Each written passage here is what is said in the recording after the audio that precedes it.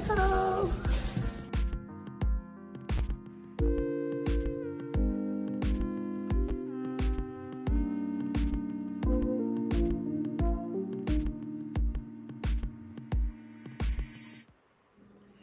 Good morning. Good morning. It's been a minute, y'all. I had to step away for a few days. I spent some time with a group of church planters, just digging in and discerning what God has for us and also having fun. So we worked hard and we played hard, and it was so refreshing. So I pray that you guys have moments like that, that you can dig in and spend some time discerning what God has for you next, whether that is in your employment, in your family, whether it's in the church, wherever it is, that you have some time to be able to dig in, pray, ask God for your next, and also to be able to have fun. You know, that's one of the things. I'm one of those people who I get so focused on my work, sometimes I forget to have fun. And so I got a chance this week to, like I said, dig into some discerning moments and also have some fun. So I pray you get to do the same. Go ahead, pick up your phone, and we're going to share this morning. Remember, we're journeying from Resurrection Sunday all the way to Pentecost. And we're looking at the lives that Jesus touched. We're looking at the words that he spoke. We're looking at the freedom that he gave as a result of his life, his death, and his resurrection. So I'm excited about it. I'm so happy to be back with you, and I am grateful for what God is doing. We have walked through seeing Jesus, that those people who saw, encountering Jesus, seeing him right after the resurrection. We've walked through following Jesus, looking at the calling on the lives of those that were a part of his group, his disciples, his 72. We've looked at that. We also looked at being seen by Jesus, the woman at the well. We looked at the man who was lame at the pool of Bethesda. So he saw people, he saw their hearts, he saw their needs, and he met those needs. This week, we're going to be looking at the parables of Jesus, actual words that Jesus himself preached or spoke to people, his disciples. And he spoke in what they call parables. And you may say, what is a parable? I don't know what a parable is.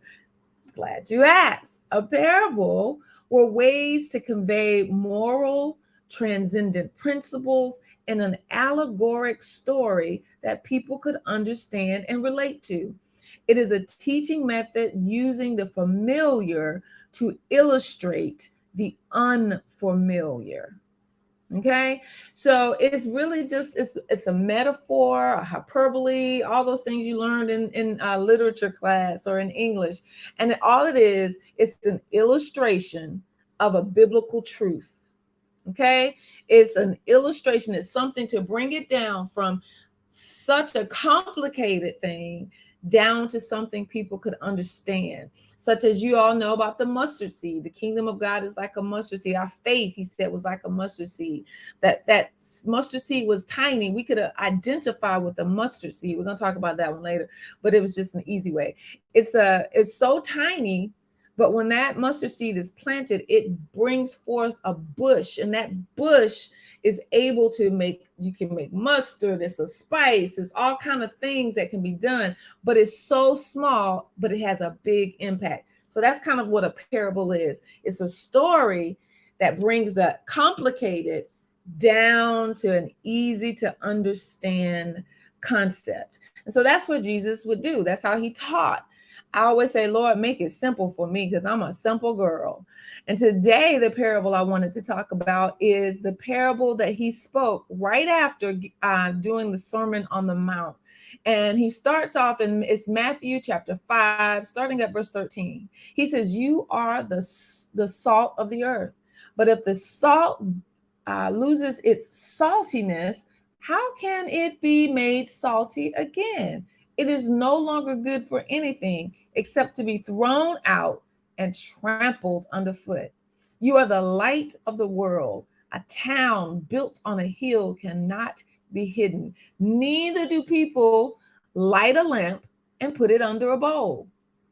Instead, they put it on a stand, and it gives light for everyone in the house. In the same way, let your light shine before others, that they may see your good deeds and glorify your Father in heaven. Here, Jesus compares us to things that we are familiar with. And the audience he was speaking to at that time, they were not learned men, they were not well educated, they were the common man. And he spoke to them in parables. And the salt, it says, the salt, when it dissolves inward, it disappears. The salt speaks to the inward part of the character of the Christian. Okay, so the salt, the thing that word, it should be salty. When we go and we begin as Christians to speak to people, it should be that thing that induces thirst in others.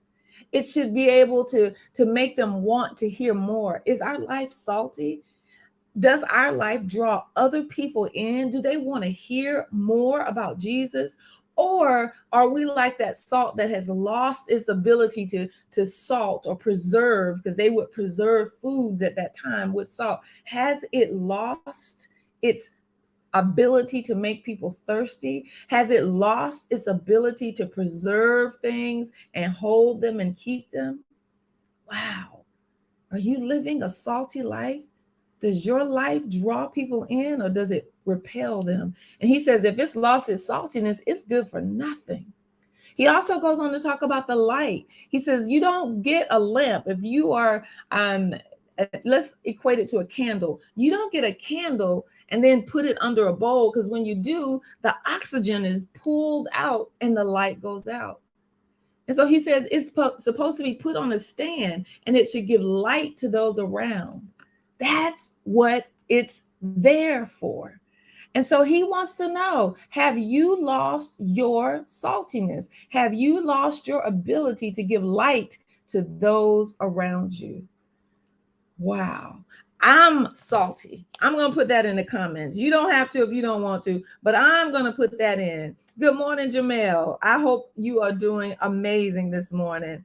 I am salty. And I don't mean the way we talk about it today, because I know the kids say if you're salty, that means you're mad and all that. No, but I'm salty. My life, it creates thirst around it. People want to know more about who Jesus is when I'm in the room. I just believe that. I'm salty. I am salty. And so I put that in the comments because I want people to know that the life I live should draw them to Jesus. The life I live should illuminate their way. The life I live should lead and guide them, because it's a light set on a stand, not put under a chair, not put under a bushel, but it illuminates the path for someone. So be salty today. Be light today. Know that everything that God intends, He is well able to bring to pass. Woo! I am so grateful for you too. We need Him. Let's be salt and light today. The words of Jesus. Let's be salt and light today. Have a great day. Go on out there. Bless somebody's socks off. Let them know that you care and that Jesus cares as well.